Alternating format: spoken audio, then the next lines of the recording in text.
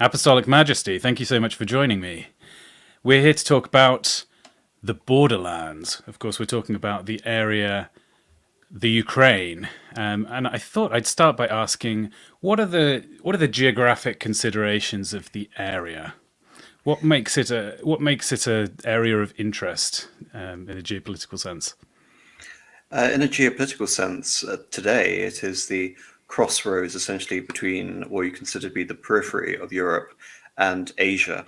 Asia, in the sense that it intersects with the Pontic steppe, the origin of Indo-European civilization, but also in the fact that it is the natural frontier against what is now the Russian Federation, and what is increasingly apparent that Russia is now becoming an Asiatic power as opposed to a European power.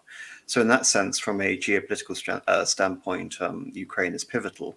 In terms of the general sort of geographic areas, in the west, we have the Carpathian mountain ranges, which intersect into many different European countries, so Poland, Slovakia, Hungary, and Romania.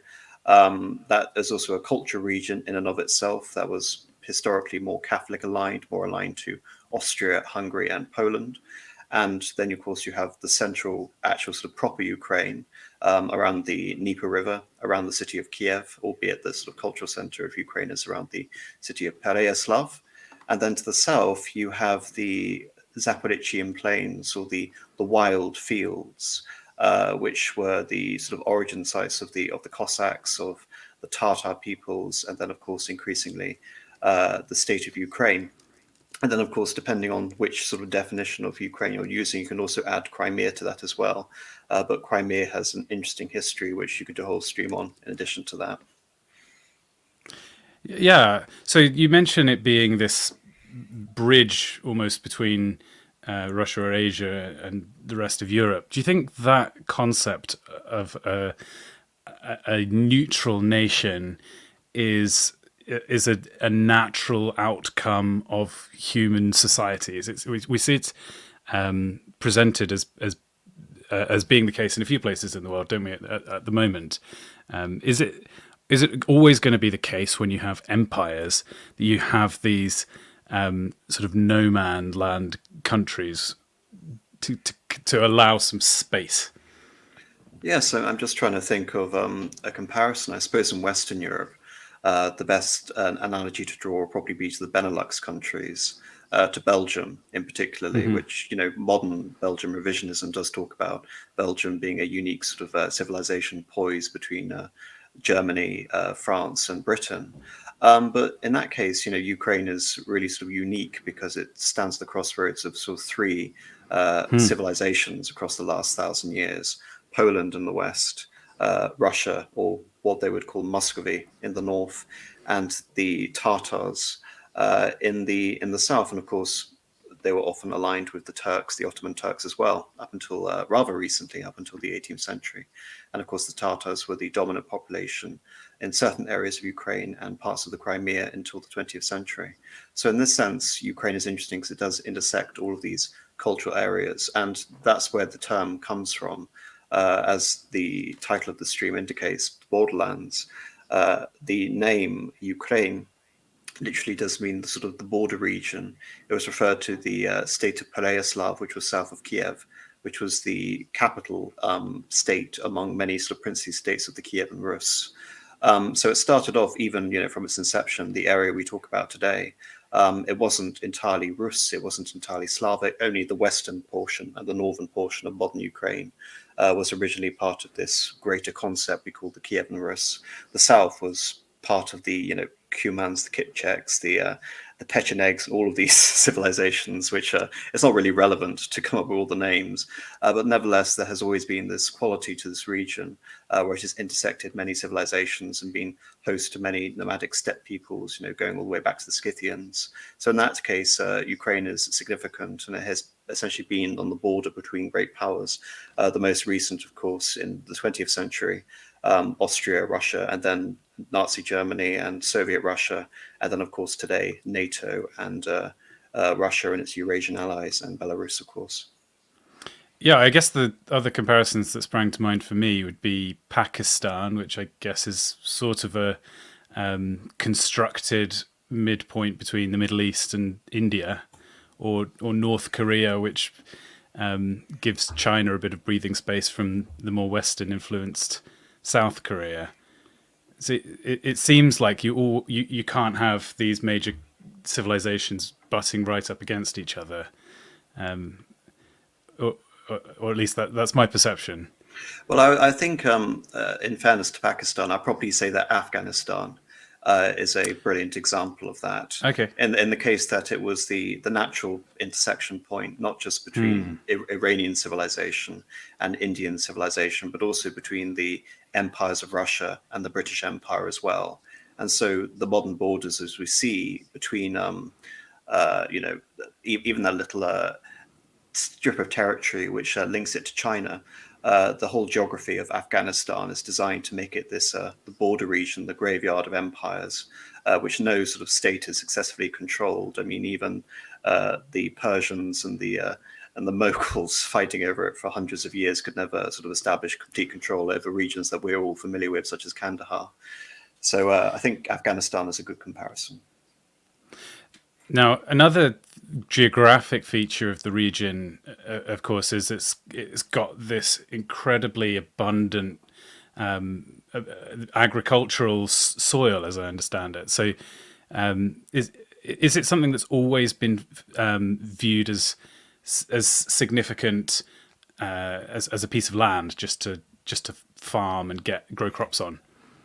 Well, the tragedy of that region is that whilst it has been, as you stated, considered, essentially a breadbasket of Europe and an abundant state of agriculture, it's also the same for the region around the Kursk area in Russia, which borders, around near the northern parts of Ukraine and Kharkov. Sadly, it's also the site of some of the greatest famines of the 20th century, conversely.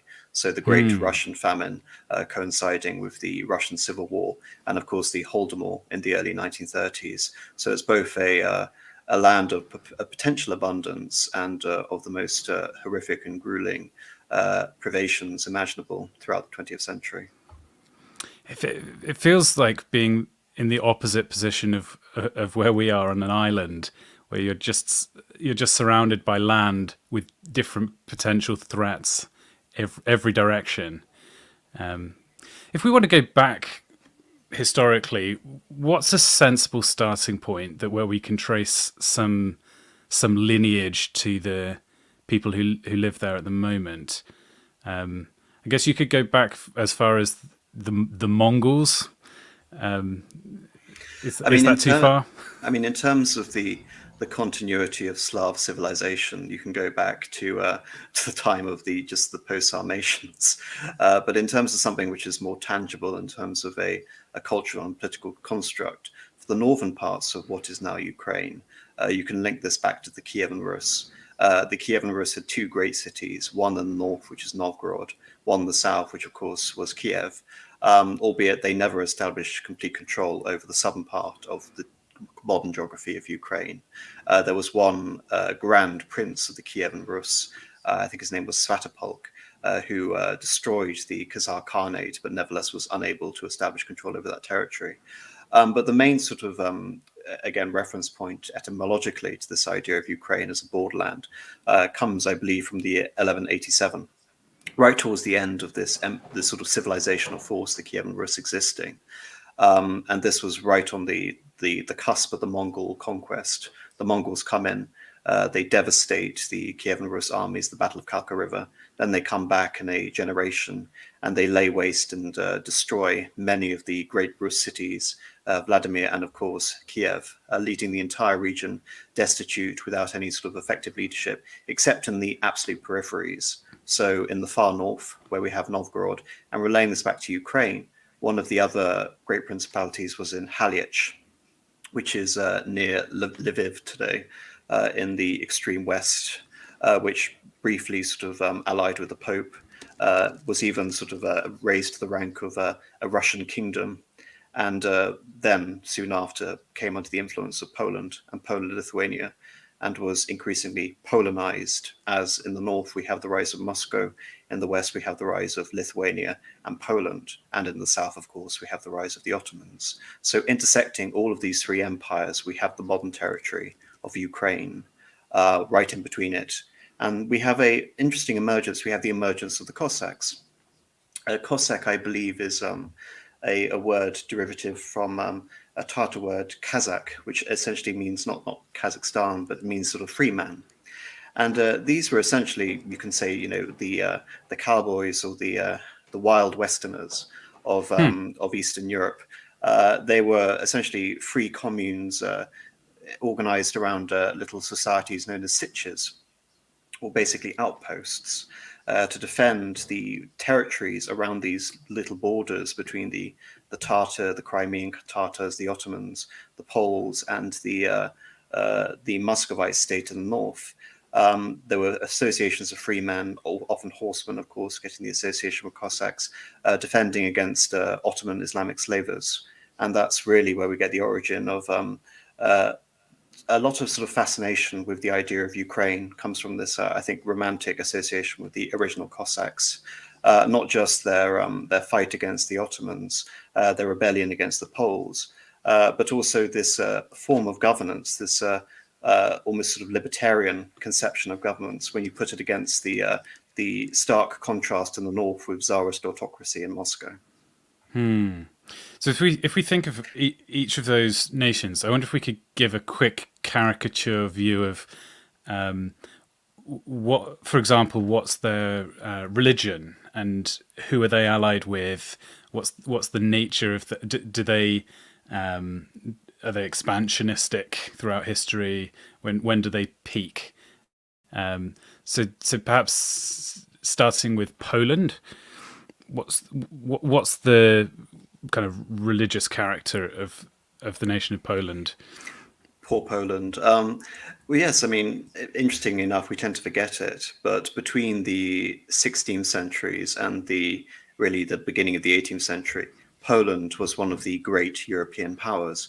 And in terms of its religious character, it was unabashedly Catholic. It was one of the great Catholic bastions in the East. This being very interesting because, of course, Poland itself was Catholic, but Poland had a great empire. And it wasn't just Poland as well, it was a dual state. Since, if I can remember correctly, the year 1569, it had been in a personal union with the Grand Duchy of Lithuania, which was much, much larger than Poland, about twice the size of the state of Poland, albeit the culture and the political system was dominated by the Polish magnates or the Polish nobility. So there was a Catholic core in what is now what we can recognize as Poland. There was also a Catholic core in Western Lithuania. But then in the East, in the vast regions of the empire, you have the Ruthenian plains. Essentially, Ruthenia is the Latin word for the Rus, for Russia, for Russia. And it is here that we have modern-day Belarus, large parts of Ukraine, and even parts of Western Russia, including the area around Smolensk.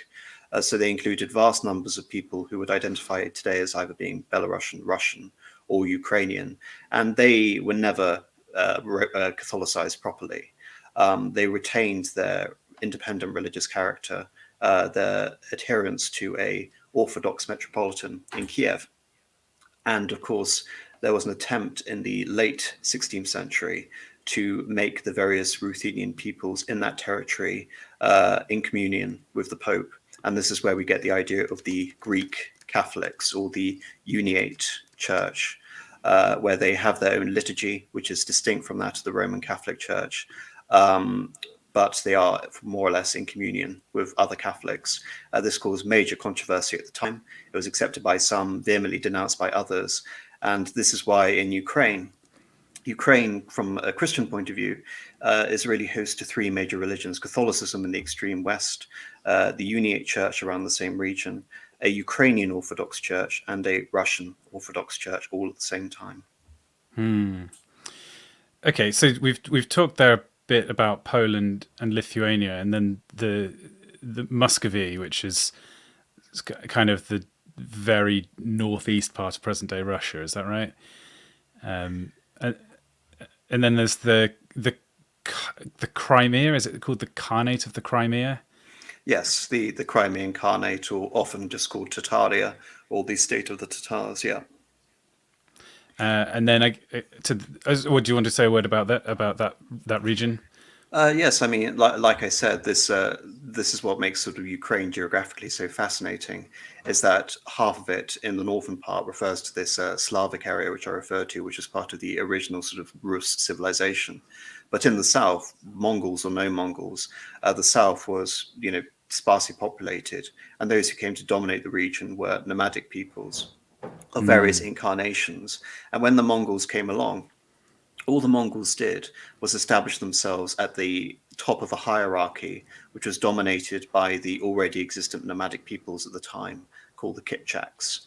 And it was through the Mongols, in particular Uzbek Khan, in the early 14th century, that Islam was introduced from the top as the main religion of that state. But of course, it had also been a historic center of Judaism.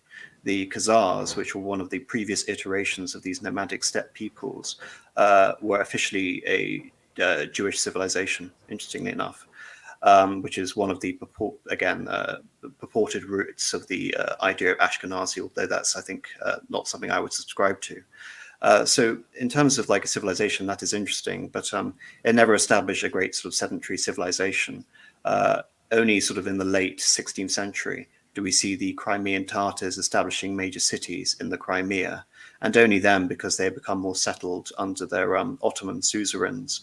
The Ottomans, of course, were a Turkish civilization based in Constantinople. They took over the mantle of Eastern Rome, taking it in 1453. And in the late 15th century, they established a lot of border posts in the Crimea and Azov on the mouth of the Don River. And it is essentially there that we have the synergy between Crimean foreign policy and Ottoman foreign policy, often directed at acquiring slaves, Christian Slavic slaves in Russia and Poland and Lithuania. and I guess as you were mentioning, the Cossacks maybe making their name in opposition to that slave trade, that they were free in comparison with the massive amounts of people who were being shipped away. Is that right? Yes, and like I said, they were formed ostensibly to essentially establish self communes, defensive pacts, which would prevent the needless cartering off. Because the unfortunate thing is about the geography of these territories is that Poland and Lithuania had very little interest in effectively guaranteeing territories and Ruthenians from the various encroachments of the Ottoman Empire. This was essentially a perennial problem. We're talking about hundreds of thousands, if not millions, of slaves being carted away for about 400 years from this region. This was just an ongoing fact that people on the periphery of the wild fields around Zaporizhia in modern-day Ukraine would have to face. I think this is also perhaps a good segue to bring in, like, where does Muscovy come from? Because of course Kiev was one of the great cultural centers. It was destroyed and then it was gobbled up by Poland and Lithuania. But in the north, an element of the original Kievan Rus civilization survived, and it survived in Novgorod. And later, the center of power moved from Novgorod, often allied with Novgorod, and moved to the city of Moscow. And it is from Moscow that we see the birth of a political system which was completely at variance with anything you really had before. One of the characteristics of the earlier Rus civilization is that they were very decentralized. You had a couple of great rulers, such as Vladimir the Great, the one responsible for bringing Christianity to the Russian people. And then you have rulers like Yaroslav the Wise. But in both cases, they were exceptions. After their deaths, essentially what is now Russia and Ukraine, Belarus, was host to myriad little principalities, little city-states. It was more reminiscent to Italy than what we see in Russia today.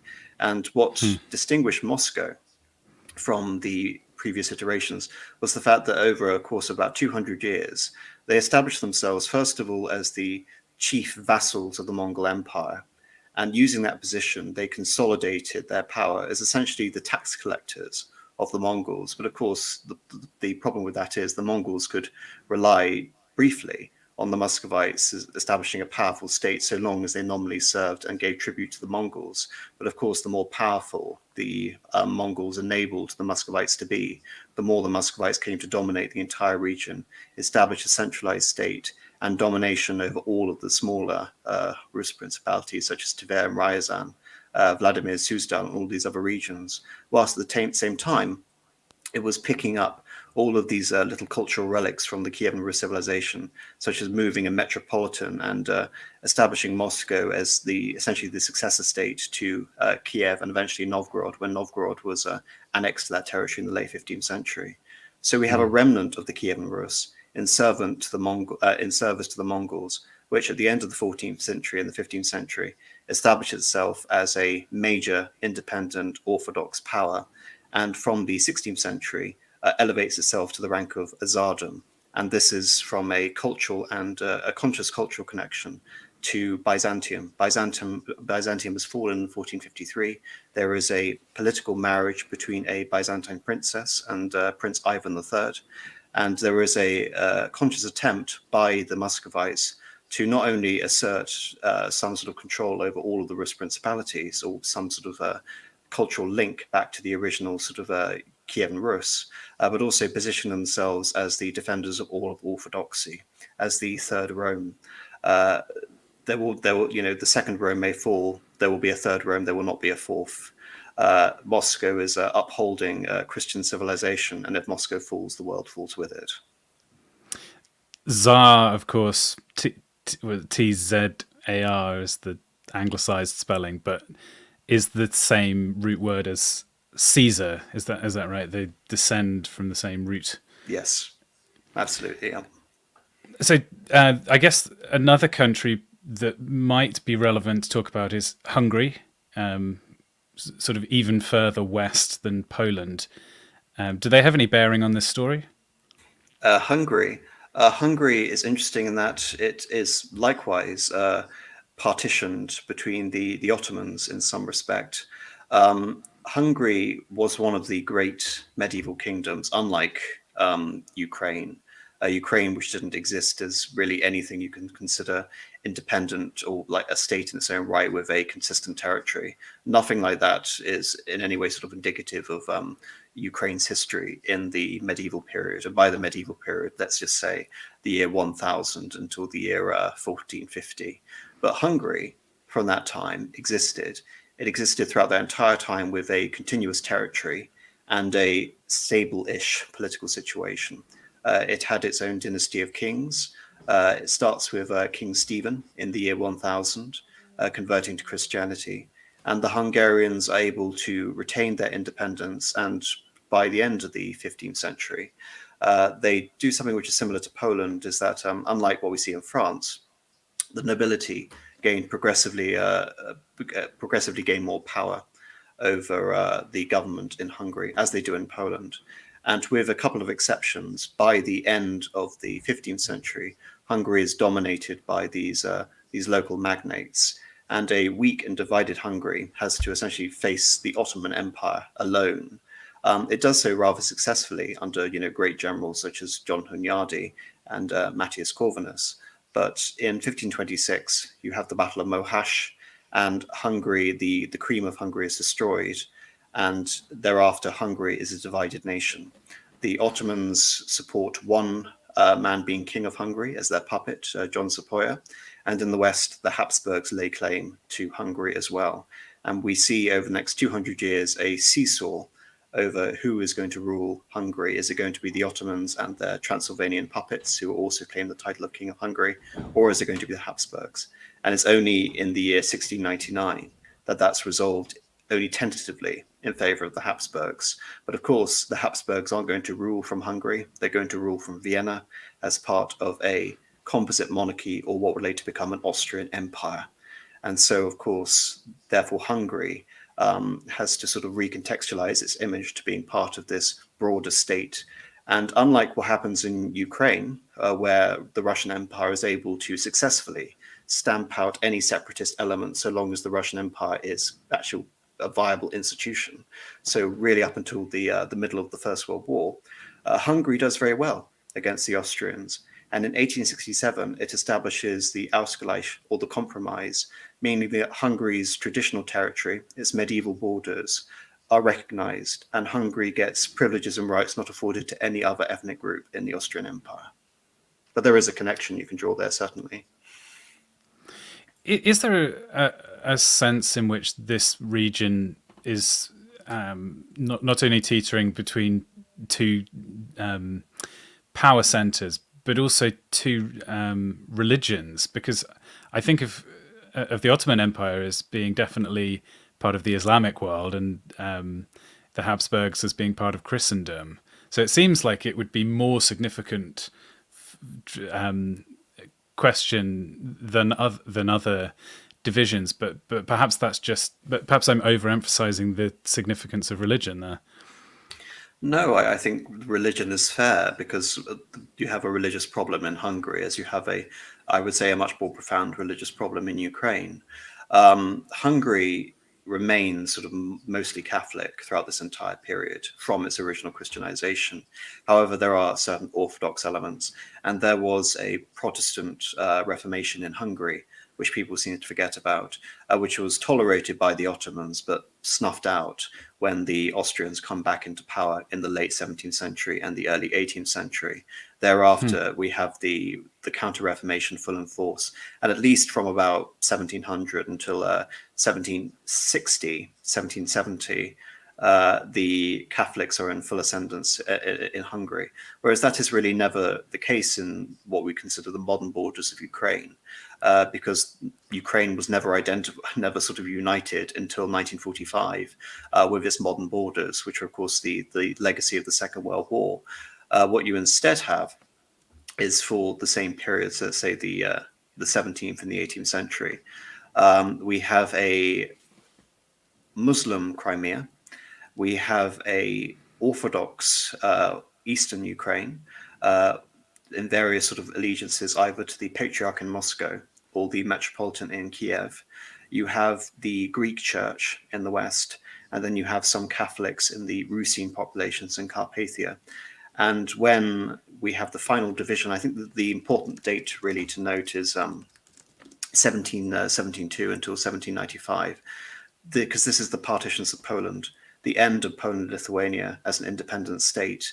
Thereafter, there is only Austria and there is only Russia, which come to dominate this region we now know as Ukraine. So in the Austrian bit, we have Catholics and we have Greek Catholics. And in the Russian bit, we have Ukrainian Orthodox and we have Russian Orthodox, and some Muslims as well. I wonder if you could say a word or two about red Ruthenia and white Ruthenia. Where do these terms come from, and what's their significance? Well, part of this sort of theory, which dates back to this idea of the colors, is that it's the cardinal directions of a Mongolian host. So you tend to have the white horde, you have the blue horde, the golden horde, referring back to the old Mongol Empire and various iterations. So, for example, you have the Black Huns and you have the Hephthalites or the White Huns. We're familiar with the Black Huns. They were the group organized by Attila the Hun. The Hephthalites we know virtually nothing about in the West, but they were a group which dominated and terrorized Iran and even India. So I think this is a legacy of the Mongol conquest and the fact that the Mongols came in. They destroyed the sort of integrity of Rus civilization, caused it to scatter and sort of organize at the periphery, at the vast extremes. And the significance of Red Ruthenia is that it's more or less this territory, this conflict zone between the Polish and the Ukrainians or the Ruthenians, and later the Austrians, the Polish and the Ruthenians. And it's also, you can say, the first area where there is a separate sort of Catholic orientated Western Russian state, which is orientated away from the other Russian state, which is in the north, led by Novgorod and will later be Moscow. White Ruthenia has sort of many different etymologies and definitions, but roughly speaking, it is the territory which you can ascribe to Belarus. Belarus literally means White Russia, White Ruthenia. So that's where we get the etymology. There is also a term to Black Ruthenia, but again, I have no sort of reliable data in terms of where this area is supposed to be, and they have many different chroniclers saying Black Ruthenia is also analogous to Red Ruthenia. So hopefully that answers your question.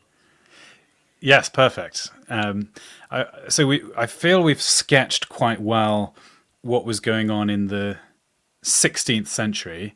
So perhaps we could discuss the next couple of 100 years, which I think is, am I right, key leaders that from the Russian side are important here are Peter the Great and Catherine the Great.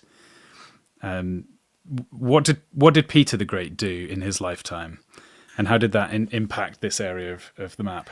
If it's possible, I'd like to start a little bit before and talk about Oh, sure. Bodan. I can never seem to pronounce his name. Khmelnytsky, the original rebel rebelling against the Polish, because he represents quite an interesting case in terms of what Ukrainian nationalism is supposed to represent. Again, it's very difficult to ascribe to him the sort of heroic association of a national founder, because I've already talked about how the Cossacks were formed to protect the borderlands from Christian, anti-Christian raiding parties led by Muslims. But he is a man who formed a tentative alliance with the Tatars to rebel against the Poles, and often targeting the Jews and the Catholics at the same time. And therefore he is hated in many quarters with that. He's also responsible for the Pereslav Union, forming an alliance between the Cossacks and the Muscovite state, or the Russian state. And this is significant in many ways. Pereslav, of course, being the origin of the term Ukraine, and I would say the heartland of Ukrainian civilization, or really the... in that case, we really shouldn't skip it. We really can't skip it. And of course, this is the same union which was heralded when Khrushchev gave the Crimea to the Soviet Socialist Republic of Ukraine in the 1950s, on the anniversary, I believe it was the 400th anniversary of the Pereslav Union by Khmelnytsky. So this is significant in two ways, because at once it is the beginning of, you can say, a Ukrainian state, albeit they didn't refer to it as Ukraine. It was the Zaporizhian host, or the Cossack state, but it's also the reunification of the Cossacks with Russia at the same time. So at once it is both a moment of independence, but it's also a moment of reunion or reintegration back into a Russian state, which is why this history is so complex, and why looking at a figure like Khmelnytsky as some sort of national founder is fraught with many difficulties. And of course, it's nothing so straightforward as to say he's essentially the Ukrainian George Washington. To say such a thing is completely absurd. Okay.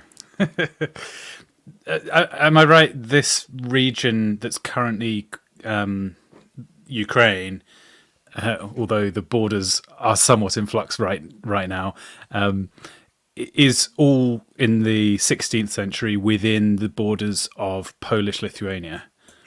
For the most part, apart from maybe the Crimea. Yeah, apart from the Crimea and the region to the north of the Crimea, so the area around Odessa and the Azov littoral, so essentially the coastline. Beyond the coastline, on the western side of the Dnieper, absolutely, all of this territory was controlled by Poland and Lithuania. And it's in the 17th century that we see a large part of this territory becoming part of this Cossack state, which allies itself with Tsar Alexis of Russia. And thereafter, bringing this back to your original question about where does Peter the Great come into this? After Khmelnytsky, you have a period of civil wars and infighting, because there is no figure among the Cossacks, a hetman. Essentially, hetman is derived from German meaning helpman, essentially meaning headman or captain. And this is a term to denote the leader of the Cossacks, the leader of the host. But after Khmelnytsky, there is only one sort of figure who is able to assume the rank of a leader of the Zaporizhian Ukrainian Cossacks, and he is a man called Ivan Mazepa. He's famous for renovating many areas of the city of Kiev in particular, but he's also famous for defecting with his Cossacks to Sweden during the height of the Great Northern War. So we have the Ukrainian Cossacks joining with Charles XII of Sweden, one of the great warrior kings of the early 18th century, against Peter the Great. And of course, this goes disastrously. They lose at the Battle of Poltava. Many of Ivan Mazepa's supporters are purged, and progressively after that point, all the privileges which have been associated with the host allying with Russia get reduced to the point that the host ceases to exist and simply becomes governed directly by Moscow. This is the period in history, I guess, when the question of what does a nation state mean should they have rights? Should they cooperate and settle problems amongst themselves, a bit like brothers? Like the Peace of Westphalia is when is that? Middle of the 17th century. Yes. Don't bring up the Peace of Westphalia as the beginning of the Well, origin of the nation. I understand what you're talking about. I want in some ways to give you the chance to give a 30-second rebuff to this commonly stated sort of almost historical truism. So, what's your take on the way that Westphalia is wielded like a weapon? Yes, well, just to go on a completely different tangent. It's interesting to researchers of international relations or supposed scholars of international relations, because it's supposed to demark equality in international relations between things identifiable as states with their own internal policies, which don't become subject to matter review from some sort of external force or some higher authority. Not only do I think that's an oversimplified view of looking at international relations, but it's also something which doesn't arise out of the Peace of Westphalia, nor can it really be prescribed to any of the sort of elements of this period from 1648. There are elements you can refer back to the 1556 Peace of Augsburg, the idea that the ruler determines the religion of the state, be it Lutheran or be it Catholic, or after Westphalia, be it Lutheran or Calvinist. But thereafter, the idea that there is some sort of equality established between the idea of the state, or that, for example, the denizen of the Landgrave of Hesse was somehow independent of the Holy Roman Emperor, or considered himself independent of the Holy Roman Emperor, is completely ridiculous. And even, interestingly enough, because I'm always a revisionist in that regard, even powerful states like Prussia, right up until the 19th century, King Wilhelm I, who became the first German emperor in 1870, still found it difficult to enter into hostility with Austria, because 60 years after the end of the Holy Roman Empire, he believed he owed some sort of feudal obligation to the Emperor of Austria as his overlord. This is the King of Prussia, not some minor sort of German princeling. So this idea that suddenly there was the notion of a state or equality beyond the states is sort of ridiculous. But I think in terms of relaying this back to a pertinent or a helpful analogy for nationalism, I think what we construe as the fundamental difference, which differentiates the states of the 18th century from the idea of nationalism in the late 18th century and the 19th century, is the idea of popular sovereignty. It's the idea of a ruler holding a territory which is subject to him, transitioning into the idea that the people are sovereign and that there is a territory belonging to a people as a nation, or as some sort of extended tribe. That is the fundamental distinction between the conception of the state in the 18th century to what we see in the 19th century. Something that goes beyond the obligations to an individual and becomes the idea of a community or affiliation to a nation. Is this, in your mind, a positive development? For someone who's a bit of a sort of a feudal apologist, I personally prefer political systems which are founded on something tangible, such as a relationship to an individual, rather than something far more abstract, like affiliation to a almost always sort of embellished notion of what it means to be part of a national community. So much so that I believe today the entire notion of a national community almost becomes banal in terms of how you can create certain signifiers. But one almost universal signifier that we still more or less agree on is the signifier of language. And I think this is one of the main motivating reasons to designate language groups as part of this idea of a community or a nation state. But it's not just that, it's taking various parochialisms, dialects, and trying to synthesize, trying to make languages uniform, trying to make everyone speak in a certain way. So there's a horrifying sort of uniform element to nationalism. And this, of course, began in France. It began in the late 18th century. It wasn't enough that we have people speaking Occitan. It's not enough that we have people speaking Breton. Definitely not having people speaking German. No, we need to have everyone speaking the Parisian dialect of Ile-de-France. It has to be imposed on everyone from above. This is another facet of nationalism, and why I believe there's also an element of artificiality to how we construe it, because it always involves around some sort of centralizing reform or imposed uniformity at the expense of regional character or regional dialects.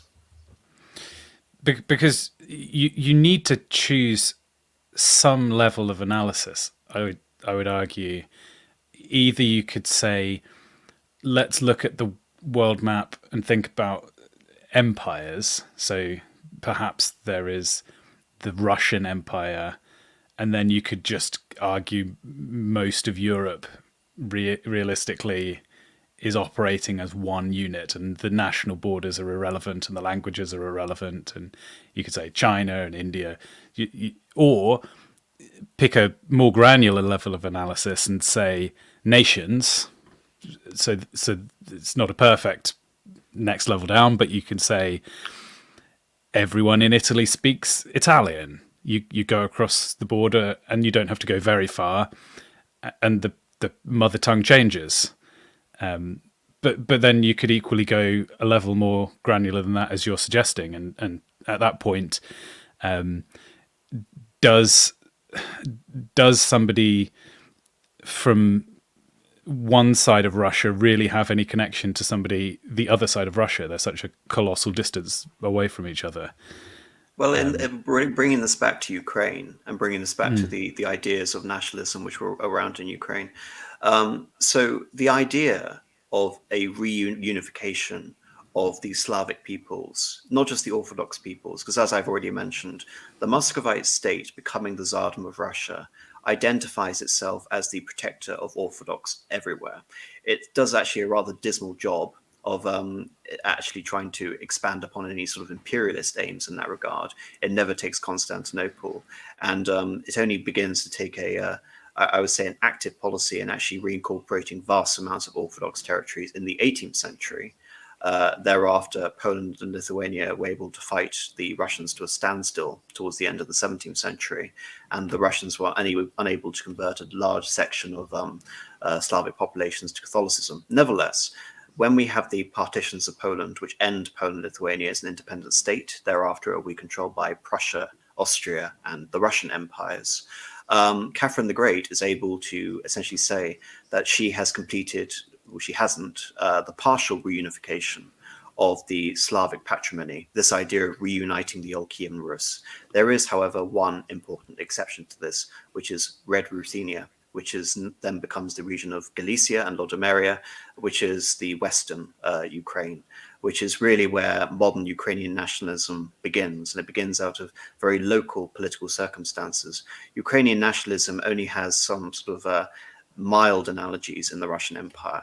In terms of linking this back to language, someone very important to understand, which I have a video on this topic, but it's something I really didn't get into that much, is the character of Taras Shevchenko, poet who would often reference the idea of Ukrainia using an archaic form of a Russian or Ukrainian B instead of Y, but ultimately means Ukraina, or the idea of a nation, as opposed to Ukraina, which just means borderland. Essentially, there's a tiny little distinction between those words, but in that there's a difference between a region or a borderland and the idea of a nation.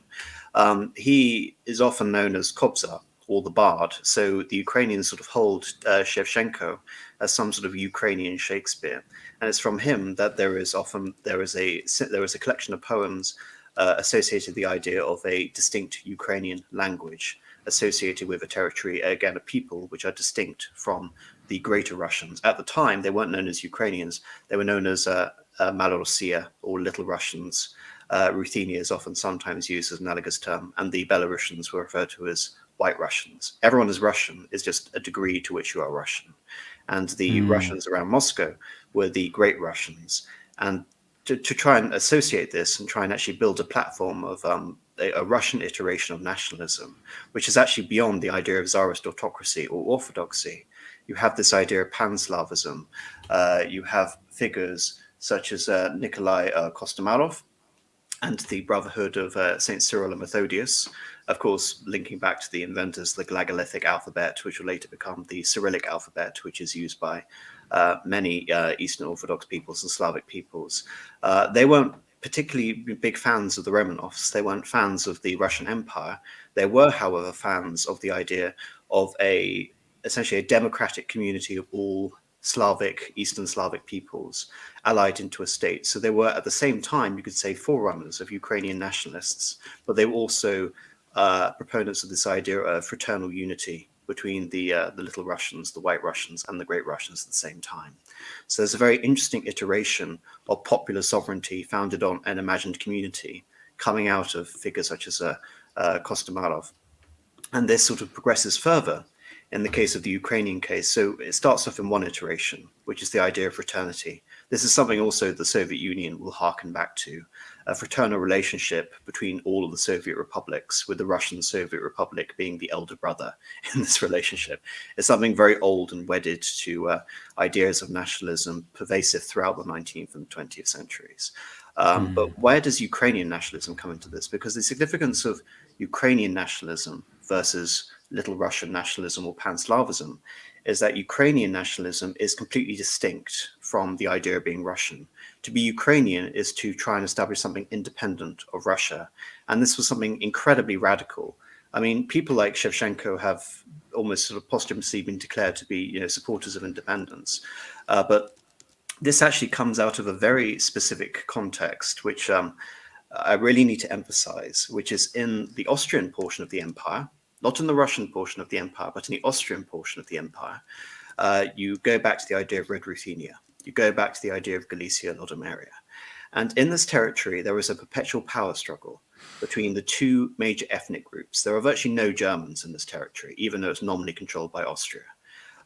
You have the Polish, who have again laid claim to that region for hundreds of years and originally ruled over that region before the partition in 1772.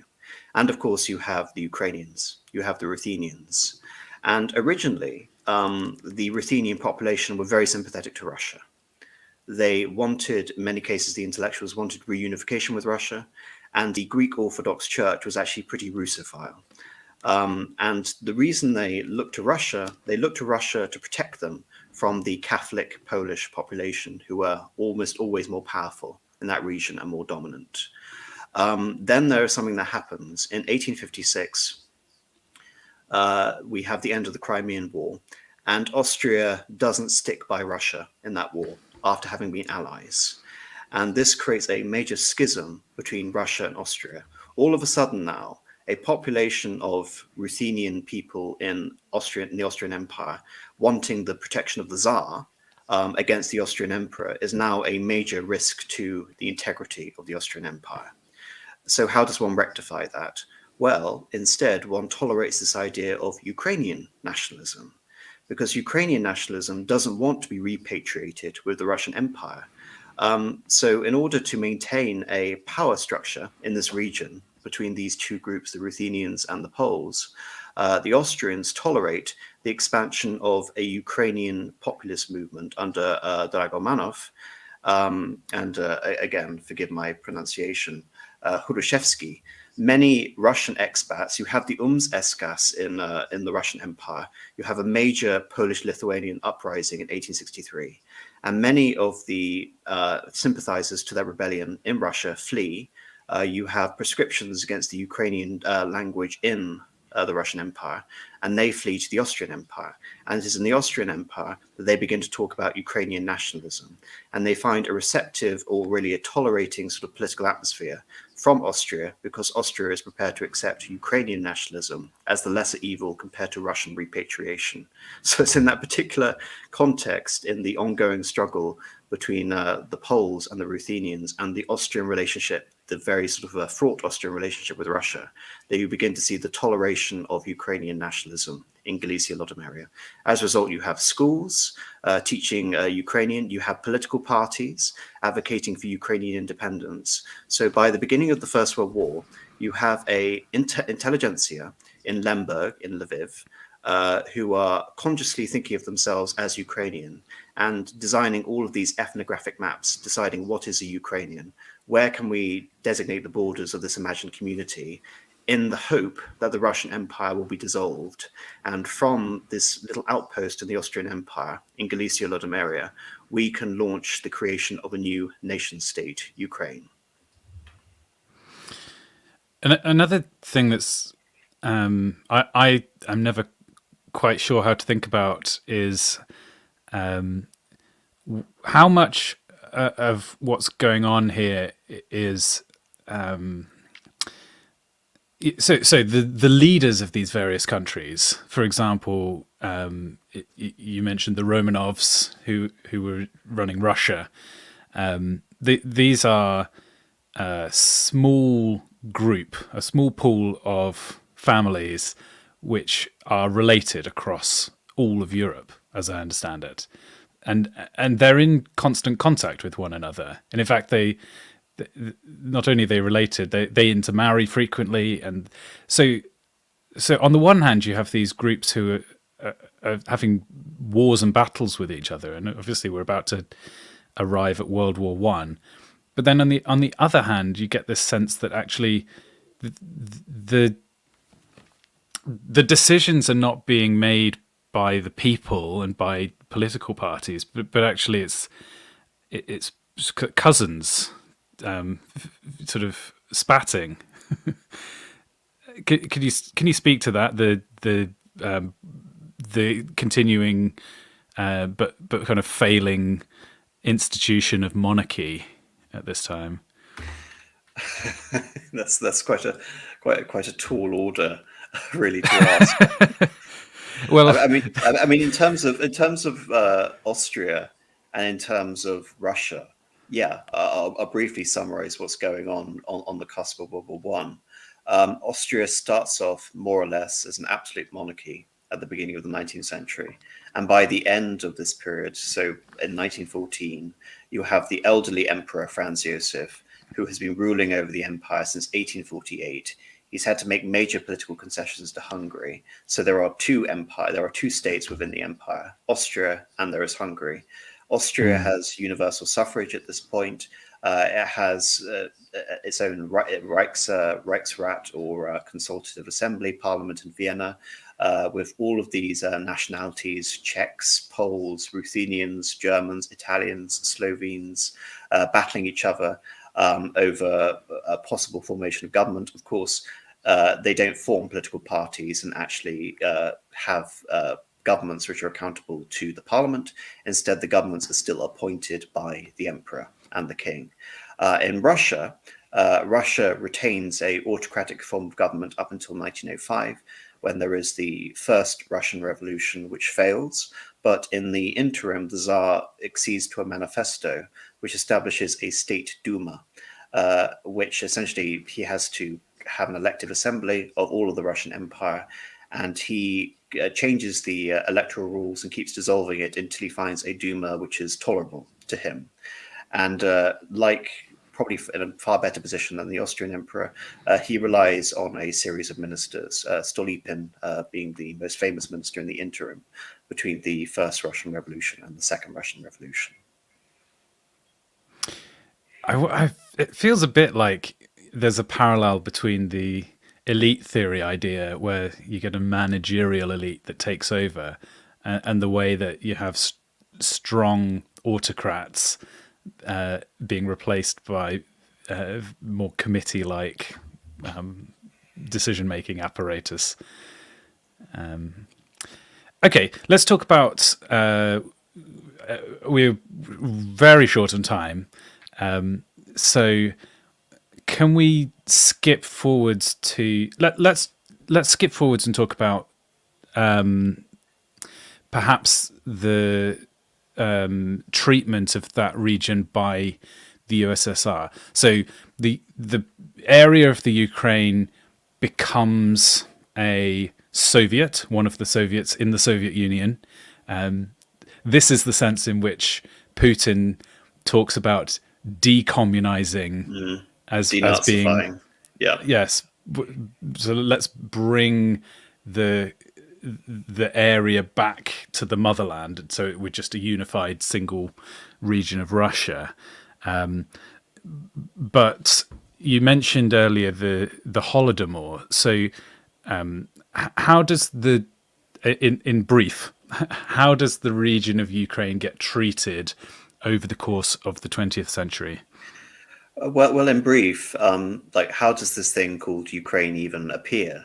Because as I mentioned, it's that there's a long distance from a couple of intellectuals and a political party in Austria and Lviv being able to dominate and create a nation, and the state of Ukraine, with its modern borders, roughly analogous. It's not completely analogous, but something resembling the modern borders of Ukraine, is a state which is founded. First of all, it's given some rights by the Russian provisional government after the Tsar abdicates, and then it increasingly gains more territory as the Bolsheviks come into power. And essentially, the territory which is dominated by the Ukrainian parliament or the Ukrainian council in Kiev are territories which are anti-Bolshevik. And later, they're also pro-German. So the Germans come in and they establish their own government there, led by a hetman, who is essentially a king. And this is where the Russians sort of, under the communists, accede to the Treaty of Brest-Litovsk, which gives the new territory of Ukraine, this puppet state of Germany, this territory, which is roughly analogous, albeit with some exceptions, to what we now know as the territory of Ukraine. That's where the territory comes from. Of course, the German Empire collapses. They can't support their puppet state.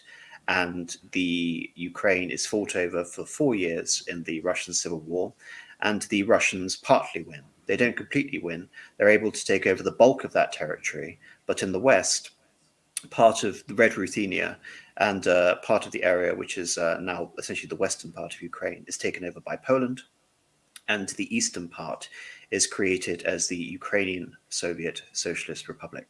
How do we contextualize this within the Holodomor, and how do we contextualize this within the Great Famines? Well, interestingly enough, this is where I believe we see the deviation between a Cossack identity and a Ukrainian identity. Why some people would identify today as being Cossack and not Ukrainian. Where does that distinction lie? Because of this romantic association right from the beginning of Ukraine being a Cossack nation founded by a Cossack leader, and even the German iteration of that state being ruled by a hetman, obviously, drawing back to the parallel of the Cossacks. The Cossacks weren't just related to the region around Ukraine. They were also relevant to the Don region, the eastern Donbass region, the river around around the area around Rostov, the area around the Don River, and the upper Volga as well. Sorry, the lower Volga, the area around Astrakhan. The Cossacks put up some of the strongest resistance to the Soviet Union in the war. As a result, we have two seemingly contradictory policies introduced by the Soviet Union in the 1920s. One is de-Cossacization, getting rid of the Cossacks as an independent political group with their own privileges, which has been somewhat tolerated by the Russian Empire. At the same time, while they're trying to de-Cossacize this territory and almost supporting a famine and indirect genocide against these people, you also have a policy of indigenization, whereby Ukraine is going to be given a national identity by the communist system. And this is also something for which goes for Belarus and the other republics as well, almost at the expense of Russian speakers. So when we talk about the Holodomor, I don't really believe it makes that much sense within the context of looking at this as an anti-Ukrainian genocide, because it would stand in the face of everything the Russians were trying to do up to that point. It does make sense in terms of the general sort of administrative incompetence of the Soviet Union during that time, the forced collectivization policies, the 5-year plan, and the general sort of managerial structure of the Soviet Union, which always put sort of vast estimates on and controls on the population which they couldn't possibly meet, and would accuse farmers of hoarding, etc., price controls, what have you. But there is another element to this, which is that I believe the Holodomor was also partly, if it was motivated politically, it was motivated against the Cossacks again, less so than against this idea of a Ukrainian population, because, like I said, it's only after this period, it's only sort of in 1934 onwards, that Stalin gradually reverses this policy of indigenization or creating a Ukrainian nation state within the Soviet Union. He slowly moves away from that policy and adopts a more sort of classical Russian-style policy of Russification, bringing back the Russian language and establishing Russia as the dominant partner, as opposed to this classically communist idea that we're going to create an international socialist culture. Was this when you say to create a Ukrainian identity, they were wanting a Slavic identity for the whole region, whereas the Cossack identifying people were very anti-Russian. But I think when we look at a Cossack identity, I'd almost say a Cossack identity is more tangible because it is related to this romantic association of the free steppe people. We're not slaves. Whereas the Ukrainian identity is something far more malleable. It's something in its infancy. It's something which has all of these influences, but nothing that can essentially be directly attributed to one source. Because, like I said, Ukrainian nationalism really only comes about in the late 19th century within the Austrian Empire. So it's something that the Soviets take in its infancy and they mold in order to create the Ukrainian Soviet Socialist Republic. And of course, it is something they define the territories of as well. So after the Second World War, the Germans come in. The Germans are very dismissive to local Ukrainian nationalists who want to oppose the communists. Particularly, this isn't a Ukrainian nationalist movement that was founded in the Soviet Union. These were Ukrainian nationalists fighting against the Polish, interestingly enough. Again, very similar to what we see back in Austria.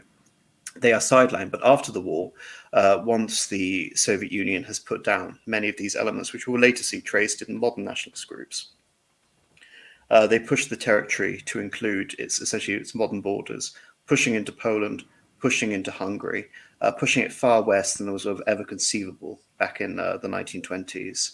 And you can say finally uniting all the people who could in some way identify with being Ruthenian. So the Rusyns and the Carpathians, all the Ruthenians in the Polish, often at the result of various sort of massacres instigated against the Poles in order to ensure that that territory would be as far west as possible. I'm sure you've heard some fairly bad historical takes over the last few weeks about the Ukraine. What do you think we can learn from the thinking around this issue recently about how history is handled in general? What kind of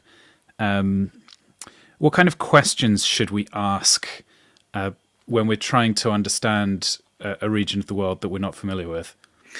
Well, I think what is most blatantly obvious is that this scope of understanding things through national prisms, where every nation is a separate atom, completely independent from everything else, is an incredibly destructive way of viewing history, because people extrapolate the fact that there is a nation here, therefore it has always existed, and therefore it has always been independent from said other nation which has attacked it. And I think that is almost the simplistic notion that a lot of people have adopted to the current situation. And it really does incredibly frustrate me, because as I've tried to put at serious pains, the idea of the borderland and the idea of the nation are incredibly controversial concepts. And I think even today, the idea of Ukrainian nationalism is still, after 100 years in its infancy, it's still not something which I think is very well fleshed out in terms of a possible identity, either as aligned with the West or either aligned with the East, in terms of its religious culture, in terms of, again, whether it's going to ally with the West, whether it's going to ally with LGBTQIA, all this sort of stuff coming out of America, or it's all of these questions, I think, are completely in flux when it comes to Ukraine. You can't really associate anything. I mean, I can barely grasp Ukrainian nationalism, and I've been doing my best to try and understand it for the last couple of weeks. I mean, one of the things when you look at Ukraine is understand that this is a group of many religions, many languages, and an artificial geography. And the Crimea is a brilliant example of that as well, because, as I said, the Crimea was a region awarded to Ukraine as part of this Pereyaslav commemoration in 1954, when it was part of the Soviet Union. But that region, the region of Crimea, has many cultural connections with Russia, dating back to the time of Catherine the Great, and even the region around Kherson, the time where it was the Taurida Governorate, There are many cultural associations which people like Gregory Potemkin drew to the origin, the wellspring of Rus civilization, Russian civilization. All of these things which are glossed over when you look at a map, you see a territory, and you prescribe, therefore, that that territory has always been the same and has always belonged to this nation, whatever nation it belongs. And this isn't something you can just draw to Ukraine. This is something you can ascribe to any nation. And I think it comes from a rather sort of simplistic mindset that doesn't understand that national borders and national identities are constantly in flux. Everything is changeable at the moment. And I think what the Russians are sort of exposing in the East is how our notion of, infallible national borders or national identities is in many ways a fiction. The problem is the borders of countries are I don't know if this is the wrong word to use, but like a shared fiction. And if everybody buys into them, then they're real. And if two groups draw their maps differently, then there is no single truth. They are competing ideas that you have to. Yeah, I think a border has its own history. A border has its Yeah. own reasons for being, and it doesn't always demarcate the idea of a sovereign nation, which is in some way sacrosanct or indissoluble. This is the case when you look at any sort of treaty. A treaty is often the result of compromise.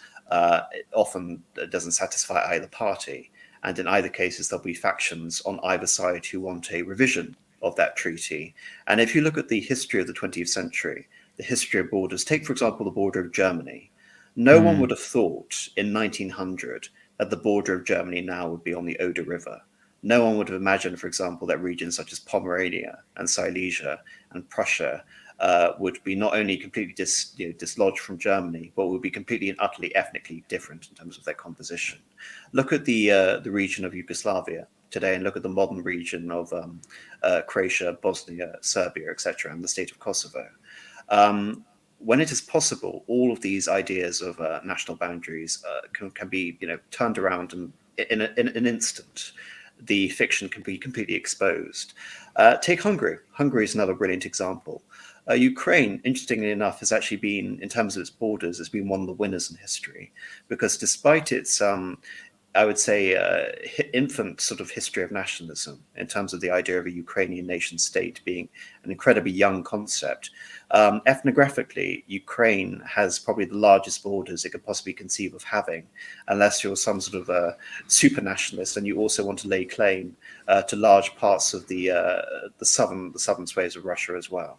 Hungary, which you talked about earlier, is in the opposite extreme. Hungary is a region which has been incredibly poorly treated by history. At the beginning of the 20th century, Hungary had borders which were roughly 60% larger than the territory we have today. And the territory which is now Hungary is a tiny little core territory surrounded by many provinces which were once seen as historically part of Hungary, with borders that have been there much longer than Ukraine's borders. Ukraine's borders have been around since 1945. The lands of St. Stephen were around since the year 1000.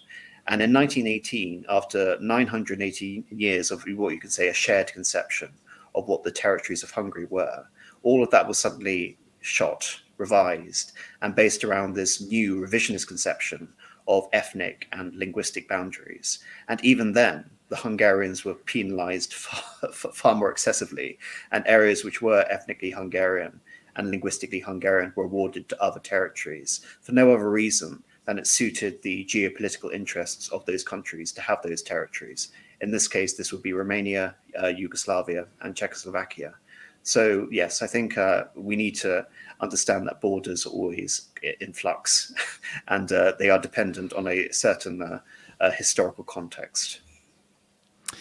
Well, thank you so much for joining me. I have one final Easter-related question for you, which is, what does Easter mean to you?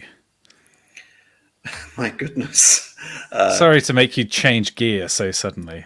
No. I actually just hope that that Easter is a joyous experience, a moment of recollection, a moment of fasting, a moment of closer union and understanding with your own personal relationship with Christ and with God. In terms of, people who aren't religious, maybe Easter could be just a general time of reflection and introspection. But personally, as a Christian, every time around Easter, I always endeavor to improve myself in one way or another, but I often fail, and I often feel incredibly guilty about that failure. Such is my penance. But no, I would just hope that Easter, not just for me but for everyone, is a time of rejuvenation, renewal, and closer understanding and love and relationship with God.